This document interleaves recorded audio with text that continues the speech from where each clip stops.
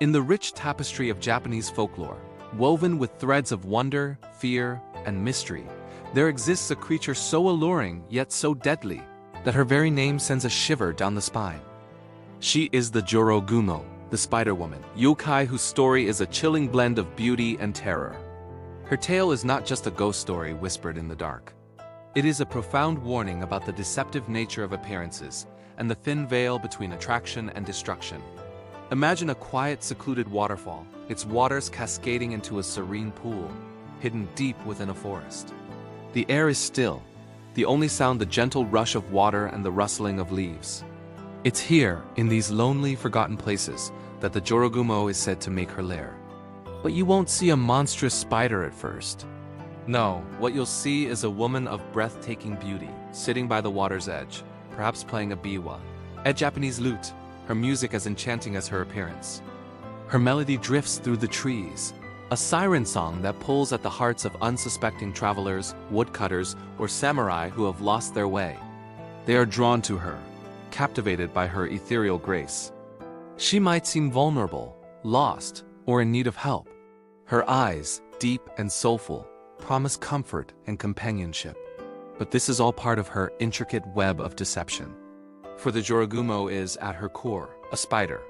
Not just any spider, but a golden orb weaver spider that, upon reaching 400 years of age, gains supernatural powers.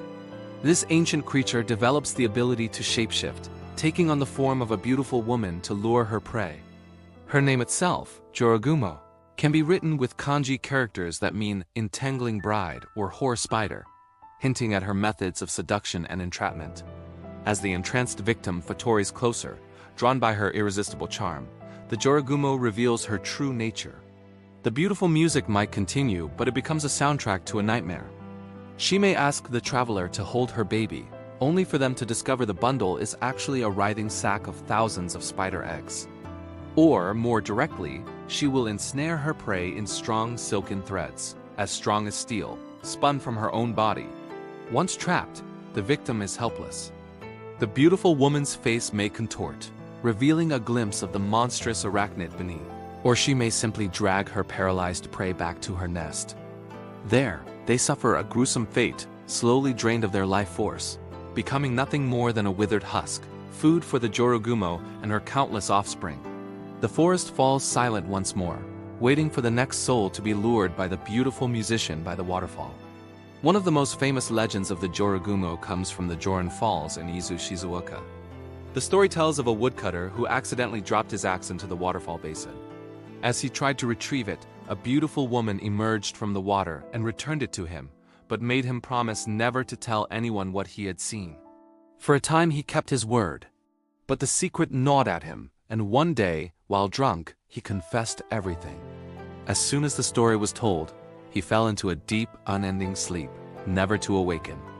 Some versions say he was dragged away by invisible silken threads, never to be seen again. The waterfall became a forbidden place, a place of death, all because of the Jorogumo's curse. In another variation of the tale, a logger tied a rope to a tree stump near the waterfall, and the other end was suddenly pulled into the water.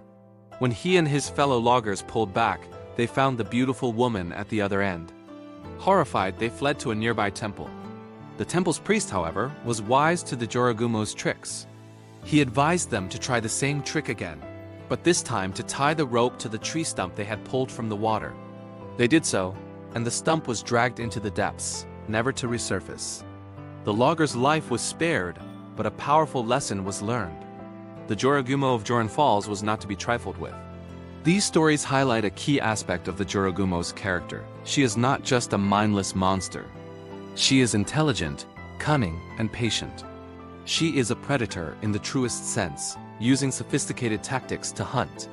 Her human form is not just a disguise. It's a carefully crafted persona designed to exploit human desires and weaknesses. She preys on loneliness, on curiosity, on the simple human instinct to help someone who appears to be in distress. This duality is what makes the Jorogumo so terrifying. She represents the idea that the most beautiful things can hide the deadliest venom. She is a living embodiment of a poisoned chalice, an apple with a rotten core.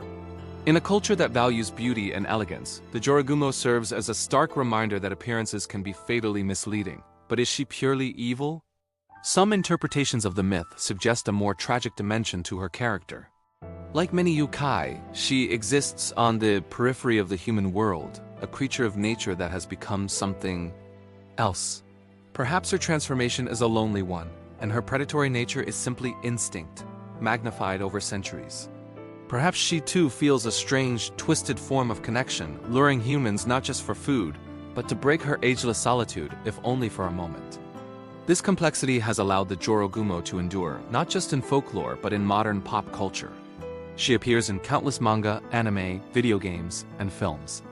Sometimes she is a villain, a final boss to be defeated.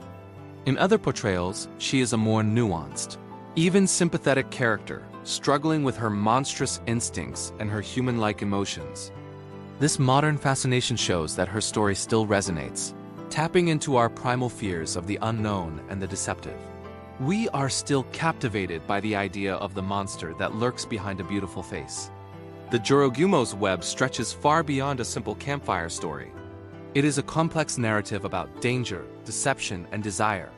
It's a warning to look beyond the surface, to be wary of things that seem too good to be true, and to respect the ancient, untamed corners of the world where such beings might still lurk.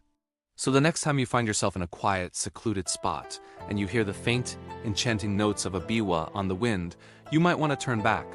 It might be the wind, or it might be an invitation.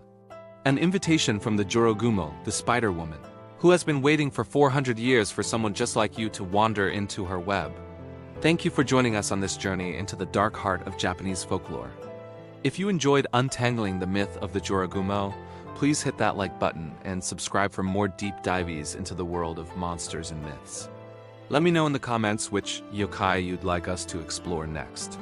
Until then, stay curious and be careful where you wander.